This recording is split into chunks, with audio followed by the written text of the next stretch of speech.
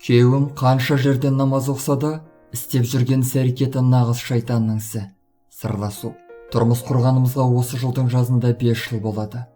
Жолдасым өзімнен 13 жас үлкен. Бұрын үйленіп ажырасқан адам. Танысқан кезімізде өзін өте жақсы жағынан көрсетті. Ішпейді, шекпейді, жұмысы бар. Менің адамым шығар деп ойлағанмын. Жарты жыл жүріп үйлендік. Той жасамаймын деді. Жарайды. Тойға тіреліп қалған ештеңе жоқ қой деп келістім. Қысқасы мен онымен тек 1 айымды ғана бақытты өткіздім. 1 айдан соң қолын көтеруін шығарды. Өзін намазхан. Осы уақытқа дейін сәби сүйе алмай келеміз. Қаралмаған жерім қалмады.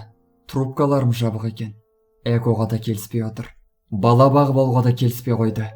Бар айтатыны тоқал аламын деп айта береді. Жарайды. Оған да келістім. Енді беті бүлк етпестен, сен кет, қыздар келіспей жатыр дейді. Ал мен үмітімді үзгім келмейді. Болып қалар деумен келемін, сенемін. Жиі қол көтереді. Үйде аптасына 1 рет отырады. Бар білетіні спа салондар, монша, бильярд, карта. Bir жазда 3 ай бойы үйге қонбады. Айгүл деген қызбен кездесіп жүріпті. Сен бедеусің, аурусың деп бетіме басады. Онысымен қоймай аяу сұрып сабайды. Құрметті көрермен, айтыңыздаршы. Намазхан адамға бұндай әрекеттер жат емес пе? Не істесем болады? Кеңес беріңіздерші. Сондай-ақ есімімді атамауды өтінемін.